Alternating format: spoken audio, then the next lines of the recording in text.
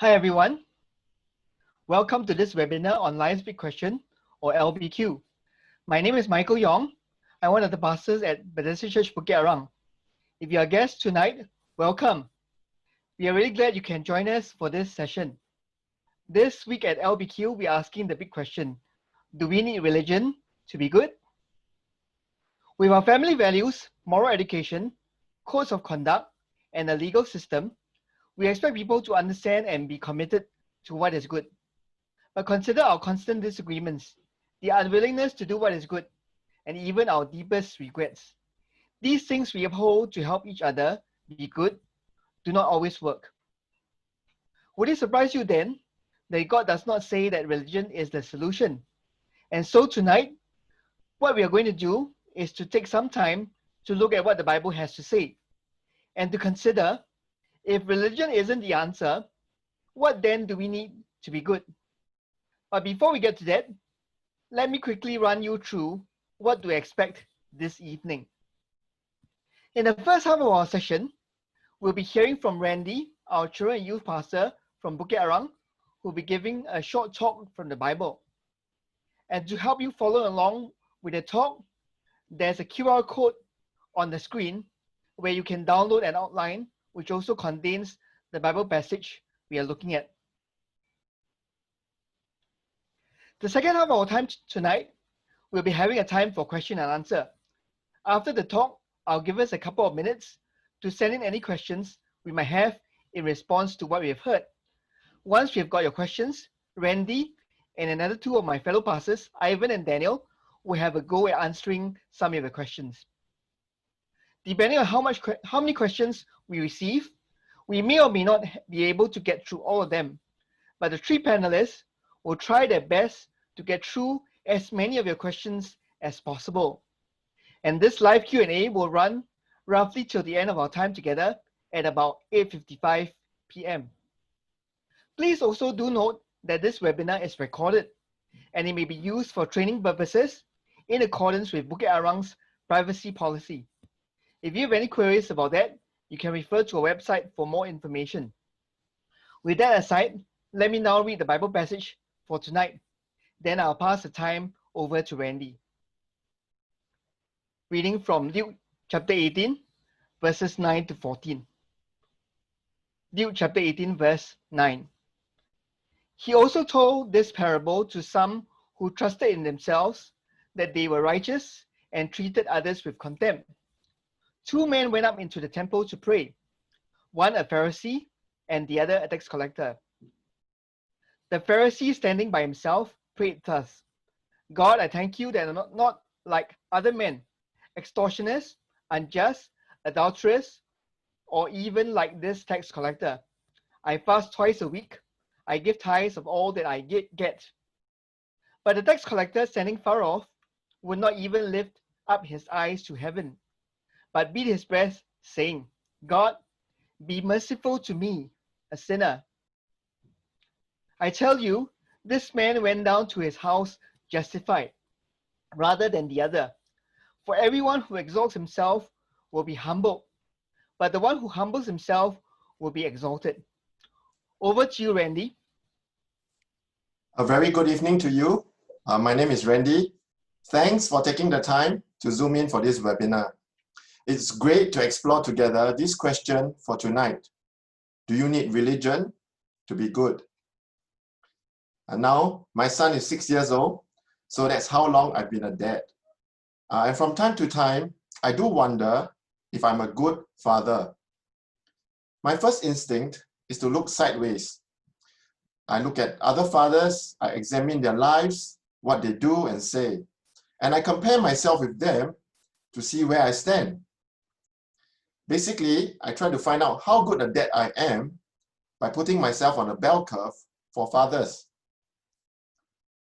Bell curves are how many teachers grade their students.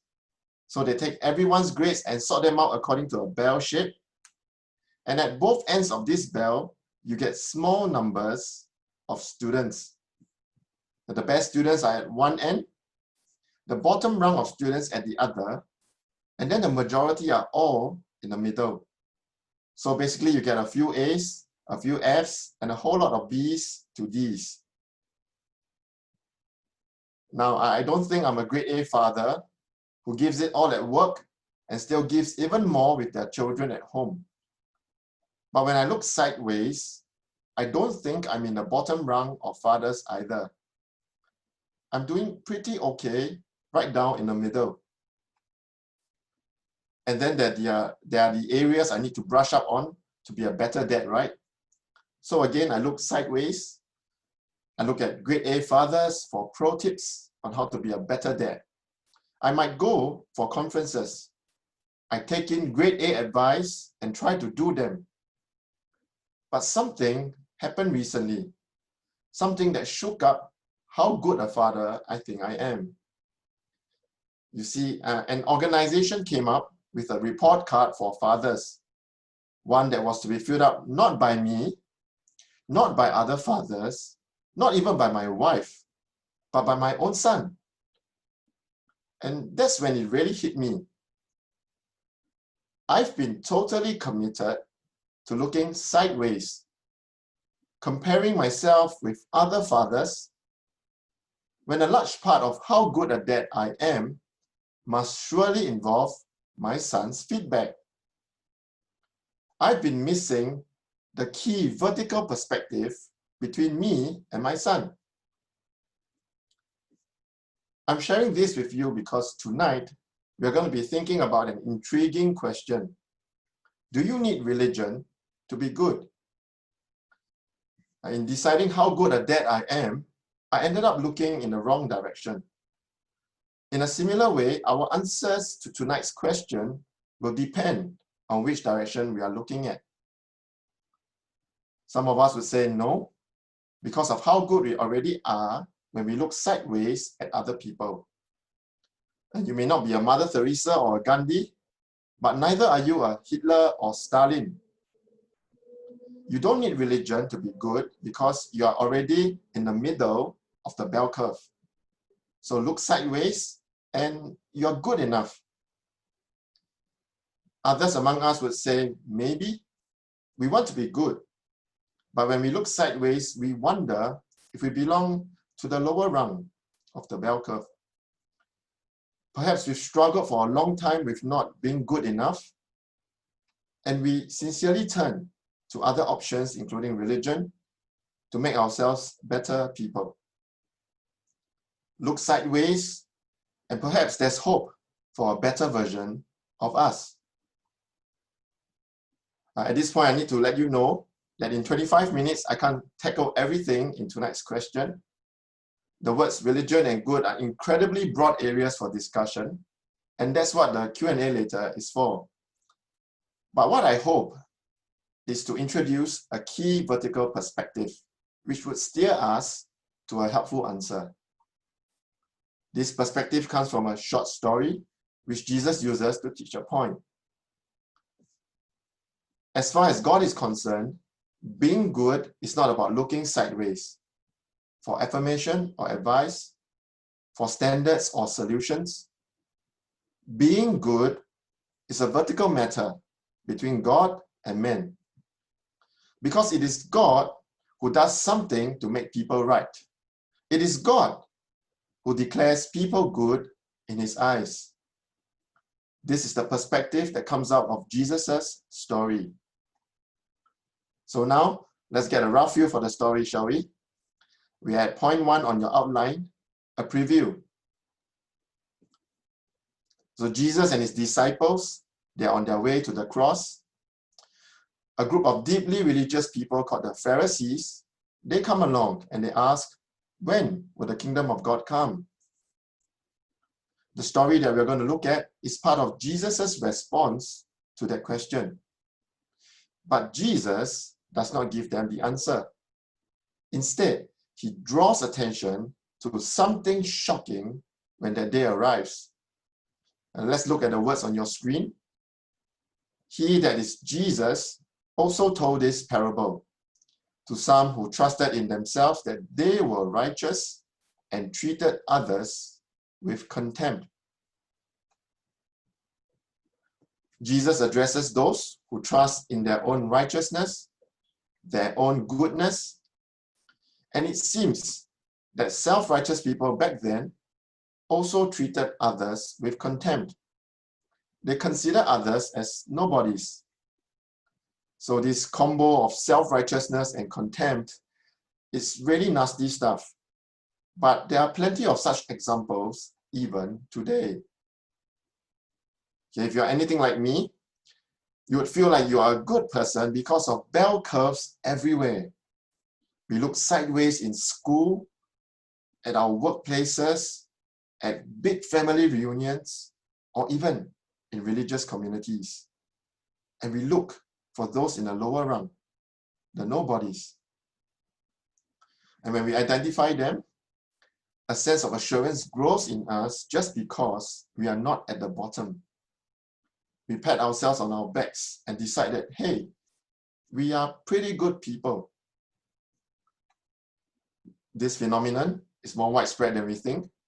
Whether we are religious or not, we get into the habit of thinking how good we are and how others are nobodies. Just based on appearances and positions, track records and achievements, parenting styles, lifestyles, or even how woke or welcome we are on social media. Jesus tells this story to those whose commitment is to horizontal measurement, whose devotion is to sideways comparison. These are people who trust in their own goodness by comparing themselves with others. Okay, now let's skip ahead to the end to see where Jesus lands with such people. I tell you, this man went down to his house justified rather than the other. For everyone who exalts himself will be humbled, but the one who humbles himself will be exalted. So there will be two men to watch out for in this story. One man is going to go home justified, but not the other. To be righteous or justified in the Bible has the same meaning. It is to be declared right. It is a word in the passive tense. That means we don't get to decide if we are good by ourselves. Something or someone must declare that we are good and right. For example, we would say, I was justified in making that decision. My boss said I was right. He said I'm a good worker. Now think back with me. Deeply religious Pharisees had asked, when was God's kingdom coming? And here Jesus stops them in their tracks to reorientate them. Now when the kingdom comes, those who look sideways and trust in their own goodness, they will be in trouble. Because it is God who justifies. It is God's verdict, his declaration of who is right, that ultimately counts. The truth is, on the day when God's kingdom comes, the one who trusts in his own rightness and goodness will be brought low, while the humble person will be exalted. At this point, I understand if these things are hard to listen to, especially if you consider yourself a good person or have been trying to be one. But hang in there, because there are two men in the story along with two outcomes. So part of this story is the really tough stuff, but the other part is really, really good news. So here's point 2a where we dig into the story. Okay, this short story begins with two men who went up into the temple to pray. One, a Pharisee, and the other, a tax collector. So the Pharisee, standing by himself, prayed thus, God, I thank you that I am not like other men, extortioners, unjust, adulterers, or even like this tax collector. I fast twice a week. I give tithes of all that I get. Let's get to know the Pharisee better. The Pharisees were the religious leaders of their day. They were movers and shakers. the moral establishment in their part of the world. If anyone should be considered right and good in God's eyes, if anyone should be exalted when God's kingdom comes, it would be the Pharisees. Just look at this Pharisee's prayer to God. He is not merely a good man, is he? He's exceptional, morally righteous, totally unlike shady extortioners or sleazy adulterers. He is religiously up there. Notice his commitment to fasting twice a week, when the requirement was to fast just once a year. And he gives tithes, that is, he gives a percentage of everything he has, when only certain items were required. What the Pharisee says is true. He is indeed not like other men. But what about the other guy in the story? See, a tax collector is least likely to be considered right or good or worthy of being exalted when God's kingdom comes. In those days, the Roman Empire subcontracted tax collection to the locals. Invested with Roman authority, these tax collectors would collect tax from their own people for the Romans. And then they would take an extra cut for themselves. It's a bit like during World War II, our conquerors would get Singaporeans to do nasty business among the locals. And backed by Japanese authority, some of these Singaporeans would squeeze their fellow people for their own benefit. Like them, the tax collector is an unpatriotic person who is least concerned about being good. So there are two main characters in this story. One guy whom people would consider good, and another whom they would absolutely not. But now, let's turn to their prayers in point 2b, because what they say offers us a peek into their inner worlds and what these men are really like. We've seen the words on the screen. I've already said that the Pharisee's words are true. He really is an exceptional man, but his prayer is of a self-righteous person. Listen again for his emphasis. God, I thank you that I am not like other men, extortioners, unjust, adulterers, or even like this tax collector. I fast twice a week. I give tithes of all that I get. That's 5 I's in just about 30 words. Who is this prayer really about? It is the prayer of a self-righteous man. This Pharisee looks sideways and concludes he's a good person. He stands by himself, far away from those at the bottom of the social bell curve, far from the majority of people in the middle. In fact, he has gone above and beyond what religion expects of him. Some of you might say there has been a shift in culture today. People are not as religious anymore, and perhaps this Pharisee's example is no longer relevant. Well, maybe his religion is no longer relevant, but his self-righteousness still is. Doesn't it surface when we give to charitable causes, when we adopt a diet that opposes animal cruelty, when we stay clear of sleazy people and shady places? Now, these things are not wrong in and of themselves, but in doing them, they can reveal the kind of people we are. We may or may not be religious, but we share the same wholehearted devotion to sideways comparison. We are people whose sense of how good we are is raised when we measure ourselves against man-made standards, when there's someone else lousier than we are. This is the self-righteous attitude behind the Pharisee's prayer. The fatal flaw that Jesus targets with this story is not so much religion, but self-righteousness. For the Pharisee, religion became the sideways comparison he needed. It gave him confidence to say that he was a good enough person compared to others. And then there's the other prayer uttered by the other guy. But the tax collector, standing far off, would not even lift up his eyes to heaven, but beat his breast, saying, God, be merciful to me, a sinner. His posture is telling. He stands far off, eyes on the ground. He hammers his own chest. It's a picture of a man in deep despair, filled with regret. And yet, he comes to the temple, even if it means that he is met with contempt from others. His prayer says it all. It is an accurate prayer, but without the self-righteousness.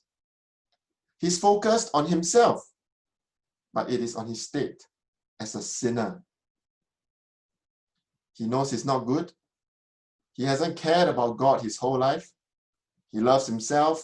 He loves money. He squeezes his fellow man for profit. He knows he is a sinner who needs mercy. And that's what brings him to the temple. At this point, some of you might ask, isn't this also religion? Well, yes and no. It's religious language for sure. But the vertical perspective, that makes it quite different. Now, pay attention with me to the word mercy. Here, the word mercy speaks of how much a sinner needs God to do something for him. Something that bears God's rightful judgment on human sin. Something that pays and settles the punishment that the sinner deserves, so that God can declare the sinner right and good. Mercy is a word associated with religion, but in the Bible, it is a word that carries a very important vertical perspective. And so with point 2c, we are back where we started. 2 men, 2 prayers, 2 different verdicts. I tell you, this man went down to his house justified rather than the other. For everyone who exalts himself will be humbled, but the one who humbles himself will be exalted. Did you notice? Where God is concerned, it is not the Pharisee that ends well. It is the other man, the tax collector, the one who is stuck on the lower rung of the social bell curve. It is he who goes home justified, good in God's eyes. God's kingdom is coming, and it will not be made up of those who look sideways and decide that they are good enough. Instead, the kingdom will be made up of those who look vertically at God and then at their own sin and say, God, have mercy on me, a sinner.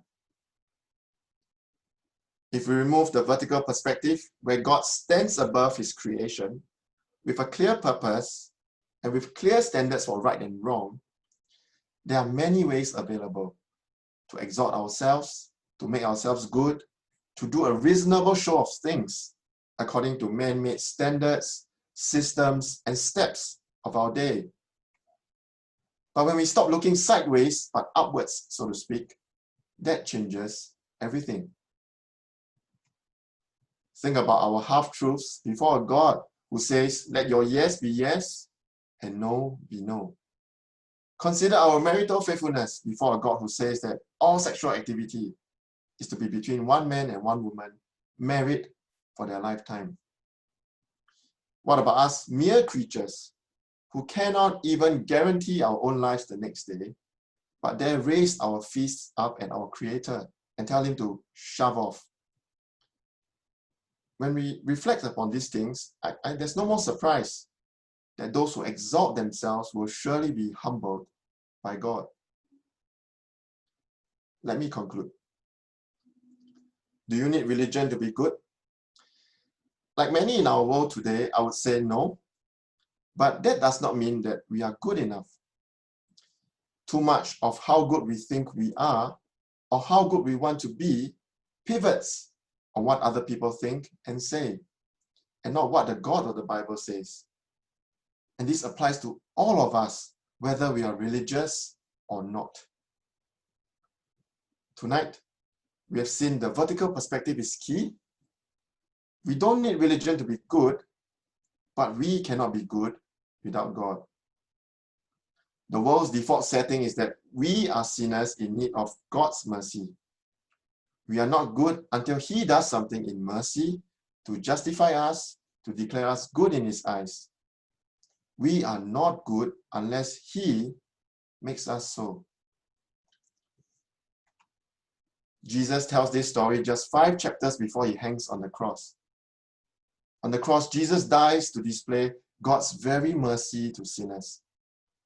He becomes that someone who bears God's rightful judgment on human sin. He is that someone who pays and settles the punishment every sinner deserves, so that God can declare them right and good. The mercy the tax collector is crying out for, the mercy we sinners so desperately need to be good in God's eyes, is found in the shadow of the cross. God's verdict, once given, will never change. There's nothing more to add. This man doesn't have to associate with the right group of people or strictly follow a standard or system of steps to become a better person.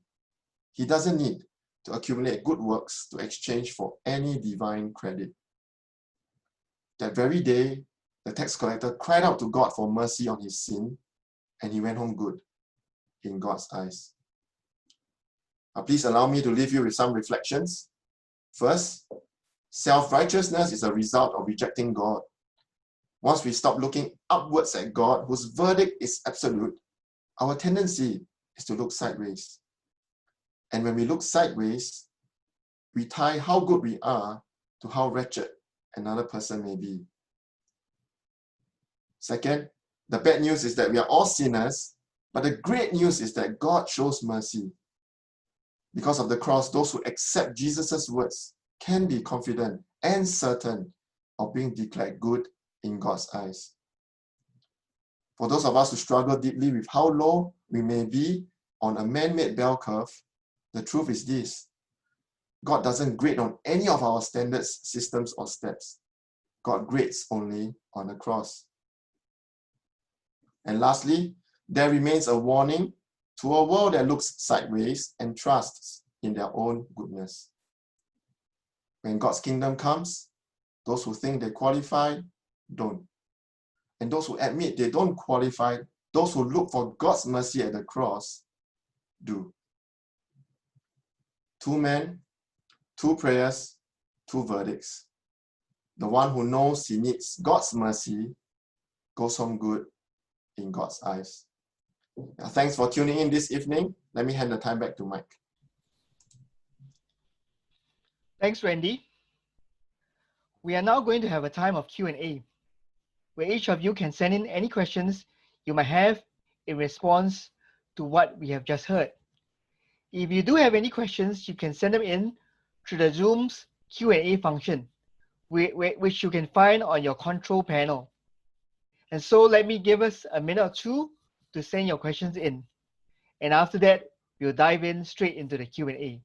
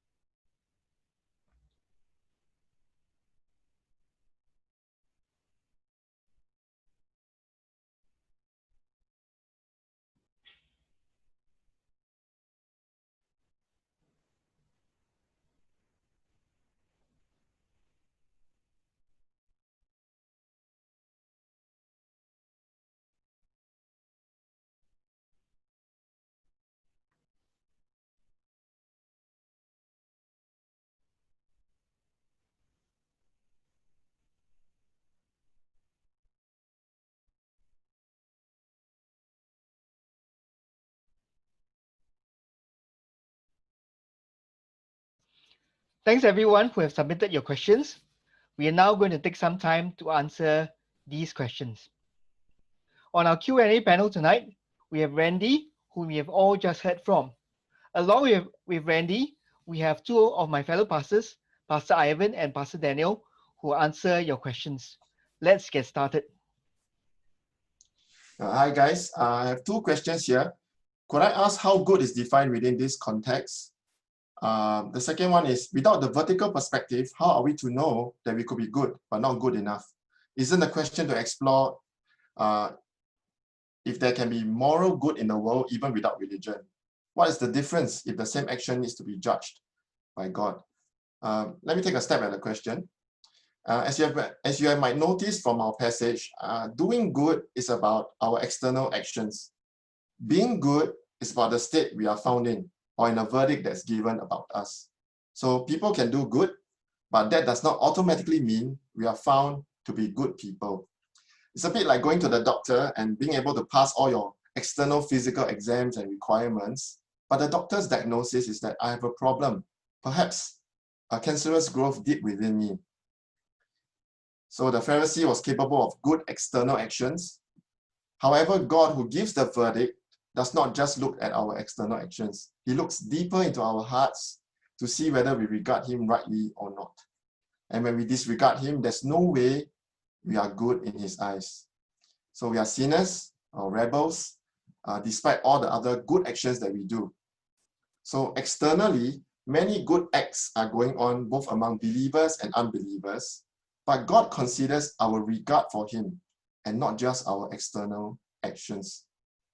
Yeah. Could I just say again to those who are sincerely trying to be good enough people, that by default, we are sinners who have no room for God and what he says in our lives. So we are not good despite what we do, but God really does declare sinners who cry out to him for mercy good in his eyes. And this is apart from any good thing that we do. This is, I think, a difficult concept for us because we are immersed in a culture where we need to prove that we are good according to all sorts of standards, systems, and steps. But it's a bit like this.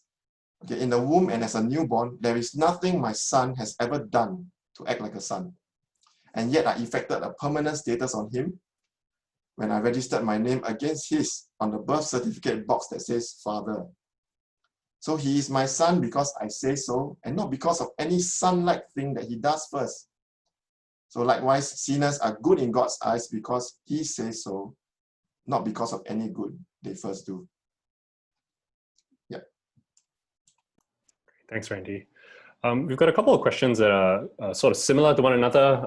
This question asks, if Jesus died on the cross to make us good and righteous before God, does that mean we can do anything that we want as long as we believe in him? And a few other questions asked sort of similar questions. So, is it just as simple as saying, like the tax collector, God have mercy on me, and then we sort of like go off and live our lives our own way?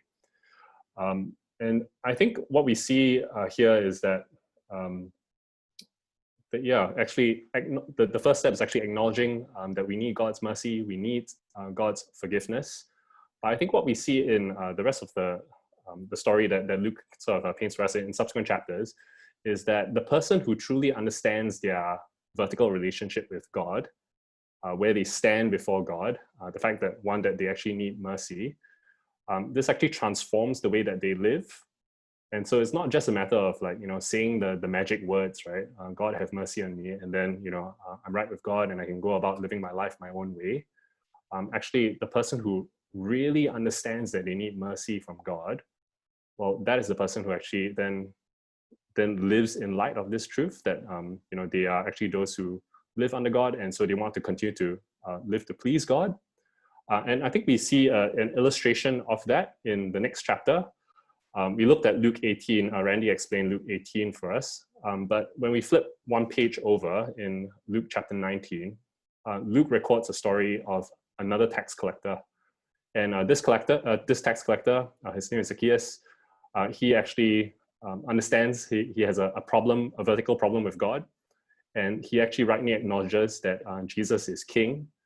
And as a tax collector, he knows that because he rightly understands that, this tax collector then turns his back on his old way of living, of defrauding people, cheating people, and he actually seeks to live God's way, to live for Jesus rather than for himself. And so I think that's what we see in Luke's wider story, that it's not just about mouthing the words, right? But it's actually the person who understands their vertical relationship with God, that they need forgiveness, that actually leads to a transformed life. Okay, so my question is, seems like the topic of today's, sorry, is it mine? Sorry, I got the wrong question. Yeah. What if someone has good values, fulfills the profile of the tax collector, but not a believer? They have a good heart and good intentions, are humble and are not self-righteous, just don't agree or cannot trust in the Bible with their hearts. Why do they need God then when they are actively working on themselves and trying their best to become less sinful people? Okay, so that's a great question. And I think the heart of it is from the Christian perspective, whether a person is good or not is defined less by their actions and more by their relationship with God. Let me explain what I mean by giving a illustration. Okay, so I've heard this illustration before, so I'll use it here. So imagine a kid in a house who is sort of, does all the household chores, sweeps the floor, washes the dishes, tidies the bed, does a whole host of chores, does what is seen as good actions. Okay, but what if I were to sort of pull back the mirror, the camera a bit, and to tell you that actually this child that's living in a house refuses to acknowledge the parent whose house they live in. So they treat the parent as dead. When they see the parent in the morning, they ignore them, and they show the middle finger at the parent, and they scold cuss words, but they continue doing all the good things. The sweeping the floor and doing all the laundry and all that stuff. So would you call such a person good? Would you call such a person good? They are good actions, but fundamentally in the most important relationship between the parent and the child, they have actually acted in a really rebellious way. And I think you would also agree that such an attitude is a wrong attitude. It's a bad attitude. So that bad attitude in that relationship actually colors everything else that they do, right? You wouldn't call this a good child. So from the Bible's perspective, one's vertical relationship with God really does color everything else that person does. Okay, so in other words, it is that vertical relationship that determines whether one is good or not. Okay, Randy? Hi, I like maybe 3 or 4 questions that have to do with the similar thing. So I'll just read a couple to get the flavor. One says, you're begging the question, why is the Christian God the measure in the first place and not others? Why use Christianity to represent religions? The second one is, why do we need to base good against the Christian God? Okay, the first thing is, not using Christianity to represent religions. It's really hard to say whether Christianity is a religion or not. I guess it carries traits of a religion, but like I said, the vertical perspective makes it really, really quite different. And as to why we need to base good against God, why is the Christian God the measure in the first place? I think this is a very common view today, and it's otherwise known as relativism, as in we can disregard God for a while, but there is a claim that there is no such thing as objective or absolute truths which are true for everyone, whether or not we realize it. Instead, there's only subjective truth or what's true for me kind of truths. But there's a logical inconsistency in that claim, that there's no such thing as absolute truth, because the claim itself is stating an absolute truth, right? The truth is that there is no such thing as the truth. Second, that there is a logical inconsistency in saying that all truth claims are equally valid. I think this is where it hits home a little bit more. Because some truth claims are contradictory. So some will deny that Jesus died and then rose from the dead, while Christians will say that he both died and rose. So both claims cannot be true. And lastly, I think relativism is unworkable, because if there's no objective right and wrong, And if each person decides their own truth and morality, how are we to judge or limit another person's actions? It's like playing soccer, right? And then the whole opponent team is using their hands. And you can't say anything. It's like Hitler and the Holocaust all over again, and you can't say it's wrong. You can't even object to having your things being stolen. So I think tonight is a chance to think about this question. That is Jesus right? Okay, is he right when he says he's the only one who can deal with people's sin? Is he right when he claims that there is only one way of getting mercy and there's only one way of being good in God's eyes? If Jesus is right, then we are not trying to be arrogant or intolerant. We are simply holding out truths that everyone needs to hear. Yeah. So I hope that helps. Great, thank you. Another question here reads, what does it look like practically to be someone like the tax collector as opposed to the Pharisee in our daily lives? Yeah, and I guess it's kind of hard to kind of describe what it actually looks like, practically, because I guess so much of it is about a matter of the heart and motivations, perhaps. I think what actually looks like for somebody to live like the tax collector, I think it's just humble recognition that there's someone who actually does not deserve to be declared righteous before God. It's actually an acknowledgement of just how far short we fall of God's perfect standards. And I think it's therefore then responding and actually humbly asking God for mercy.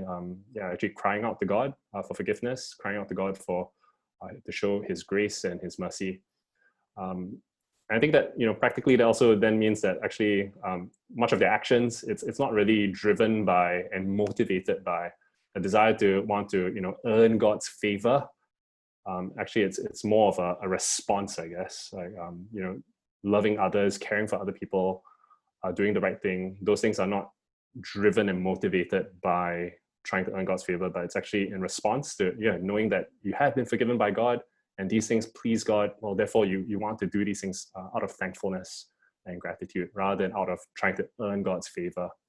So I think that's I think so much of it is just a matter of a heart and motivation, and I think that's my style of what it looks like practically. Okay, so my question is, what evidence is there that the issue here is looking sideways? Meta-ethicists have done research that the perception of morality in common man tends to skew toward a theory of morality that is objective as well as binary, meaning we know that there is a right and a wrong versus any idea of a bell curve. Thanks. Yeah. So I think today what Randy was actually pointing out was this particular passage between these two men. The Pharisee clearly grades himself on a bell curve as seen by, I think, verse 9 and 10. He told out this parable to some who trusted in themselves that they were righteous and treated others with contempt. So over there you can see the Pharisee's attitude is, he sees himself as on a pedestal. He's more righteous than other people, and therefore that's why he treats others with contempt, right? So the very least we can say is that from this particular parable that Jesus tells, he is judging himself in a sideways kind of way. Okay. Now that doesn't negate what I think this questioner is saying, is that sometimes it might be that in our quiet moments when we judge whether an action is right or wrong, we do have that sense, that the conscience, that the inner voice that says, murder is wrong, or rape is wrong, or stealing is wrong. So I think that's what you're referring to. When we say those, when we make those judgments, we are not sort of looking at the bell curve, right? Somehow there's something within us that just instinctively knows that is wrong. So I don't think Randy was saying that doesn't exist. Okay. So in fact, the fact that there is in making some moral judgment sometimes, the fact that we sometimes think in binary ways, I wonder whether that's a hint that actually we are made as creatures by a moral lawgiver. There's someone who has made us and has imbued us with a particular sense of what is right and what is wrong. And so that binariness actually might actually be a hint, a clue that there's something bigger beyond ourselves. Okay, Randy? Okay, I have a short question here on the text. Sorry, I'm just looking for it. Okay, it says your talk assumes the coming kingdom of God. What exactly is this? How do I know that that is true? In the Gospels, the Pharisees were after an earthly king who would throw off Romans' rule and restore the glory of the kingdom that they were looking forward to. This is based on the Old Testament. So that is the kingdom to them when it comes. But in this section, Jesus is teaching about his real kingdom. Okay, unfortunately, the Pharisees don't see this. So Jesus came as God's king, and with that comes his rule and judgment over the entire world. And Jesus' kingdom has come. It begins with this coming. It is veiled, it is hidden, it is visible only to those with eyes to see. But there is a future day where this kingdom will also come in full. Okay, it will come in visible form and no one will miss it. This kingdom comes fully in the future when Jesus returns in glory as the Son of Man, as a good ruler, and as the just judge over the entire world. As to how we can believe in this, it comes down to how we reckon with the gospel accounts, the true eyewitness accounts that we have in the Bible. And as far as we discover Jesus, we see how we will respond to him in all that he has revealed, including this idea of when the kingdom comes. Okay, next question asks, what about a non-believer who lives for others, but not for Jesus? I'm guessing the next question would be, where does this person stand with God, right? So what about a non-believer who lives for others, but not for Jesus? And I think as we've kind of like looked at the passage today, the non-believer, the person who does not believe in God, but who lives for others, I guess that's just another expression of that's kind of just like living in horizontal relationship with other people, right? Seeking to care for others and all that, but all the while not believing, right? Completely disregarding, I guess, the vertical relationship that they have with God. The fact that they continue to live life their own way, ignoring God, without any regard for God in their life. I think what we see here is that actually it doesn't matter how much good you do, right? Whether you give to the poor, you kind of your horizontal relationships are all okay. Fundamentally, if we actually reject our vertical relationship with God, the one who is the ultimate judge, the one who is our creator and sustainer, well, then that is actually a really big problem, because God is the judge. But at the same time, God is the only one who can pardon us. He's the only one who can offer mercy. And so, what about a non-Christian who lives for others but not for Jesus? I think what this passage tells us is that such a person would not be justified, would not be right with God. And actually that person needs to acknowledge that they have a broken relationship with God, and they need to ask God for his mercy.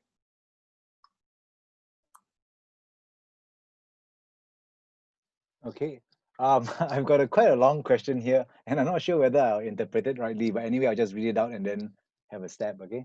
So Christianity is a lifestyle and not a religion. Christianity is a lifestyle revealed by the Christian God to those who believe in him and desires to live life in the way that he wants his people to live. Therefore, we do not need a religion to be good, but we need a correct lifestyle. And in this case, a Christian lifestyle to be good. Am I correct to say this? Okay, so there's quite a lot to unpack over there.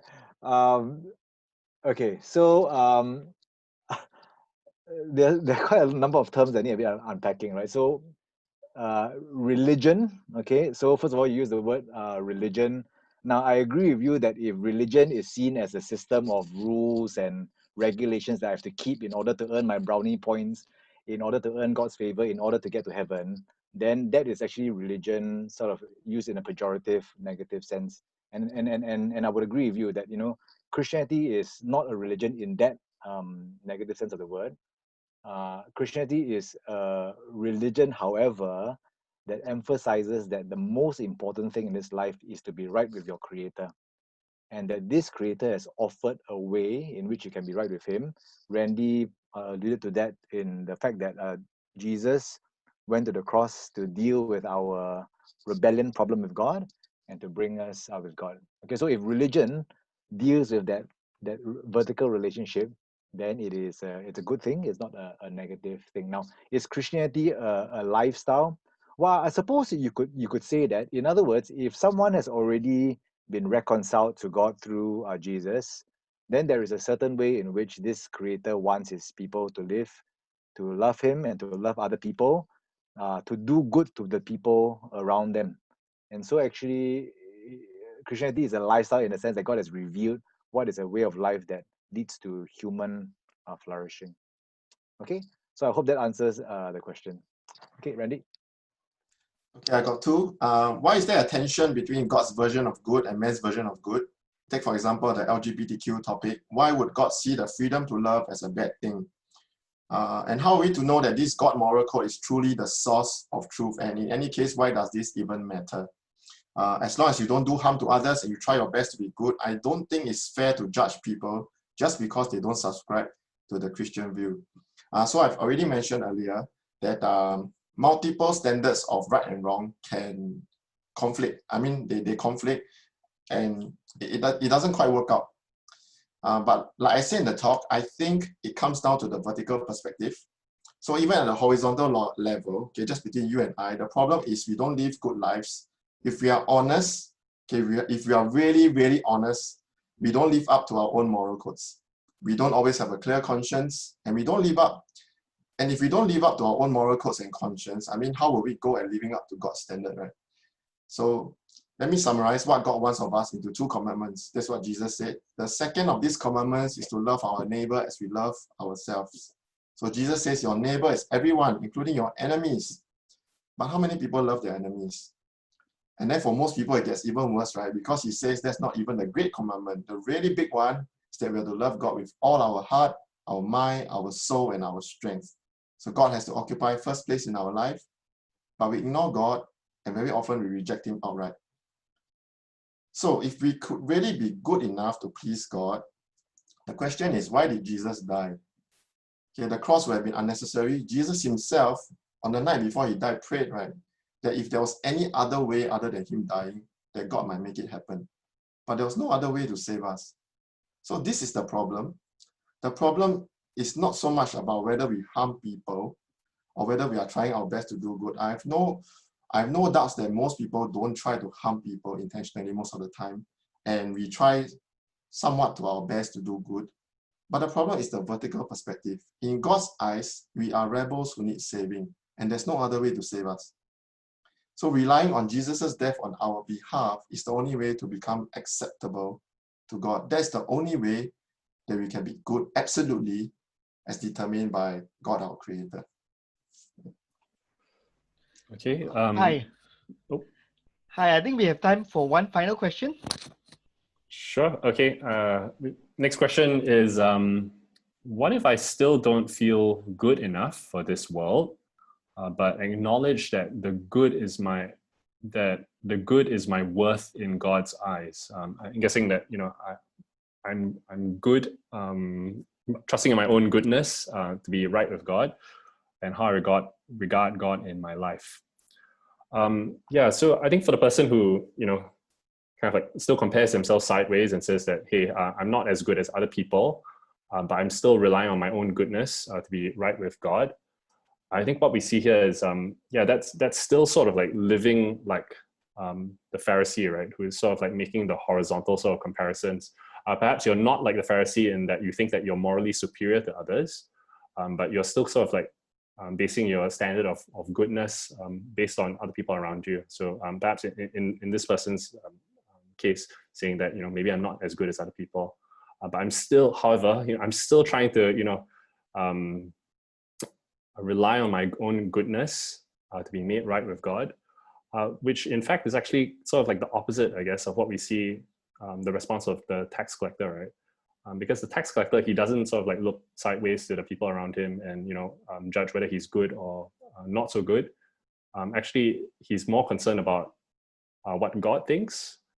And the Pharisee clearly sees that he has nothing good to offer God, right? He actually regards himself as a sinner in need of mercy.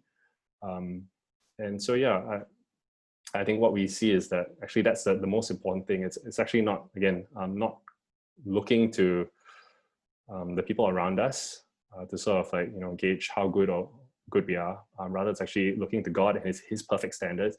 And actually, because God is perfectly good and perfectly righteous and absolutely just, we see that none of us can actually live up.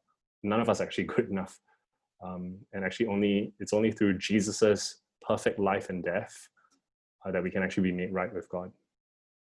So yeah, that's my stab at it. Mike, maybe over to you. Unfortunately, our time is up. Randy, Ivan, and Daniel, thanks so much for working through some of the questions. And for those of you who are tuning in, thank you also for joining us and for participating in the live Q&A. But before we end our time tonight, we've got a few quick announcements for you. Here's a short video clip.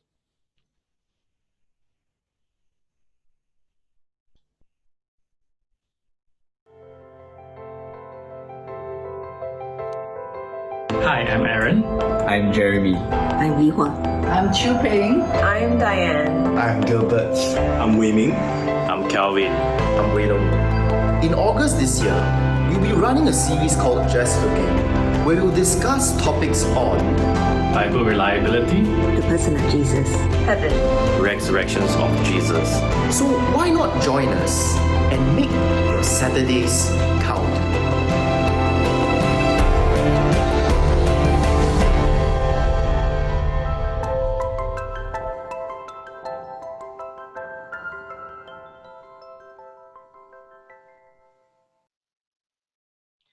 Just looking.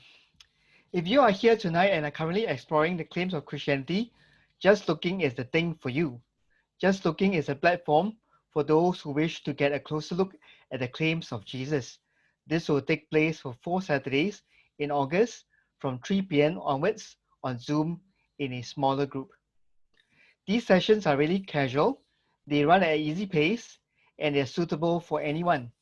Whether you're already familiar with Christian things, or whether you're someone who's not so familiar with Christianity but would like to find out more. If there's something that might interest you, you can scan the QR code on your screen or key in the tiny URL to register. Next, up on the screen, we'd like to invite you to join us at our online church service that happens every Sunday from 8:30 a.m. This Sunday on the 19th of July, we will begin a new sermon series on the resurrection. Coming out on your screen are details on how you can join us. You can log on to bcba.sg/online and tune in with us. Lastly, we will hope to hear your feedback on the event. Here at Bukit Arang, we want to do everything we can to make sure these sessions are helpful for people. And so if you do have any feedback on our session tonight, how we can make it better, we appreciate you taking a minute to send in your feedback. On top of that, if after our session tonight, you still have further questions, maybe your question wasn't answered, and you still have questions on some of the things that you have heard, and if you'd like to talk to someone about it, we love to hear from you and get in touch with you. And so if you'd like to do that, again, do take a minute to fill out this form so that we can get in touch with you. Also, if you'd like to get a hold of a recording of tonight's session for your own viewing or for friends and family who might be interested, you can head to Bukit Arang's YouTube channel. And there should be a link on the screen if you'd like to check that out. And so friends, thank you so much for joining us tonight. We hope it's been both an encouraging and a thought-provoking evening for you. Good night, and thank you.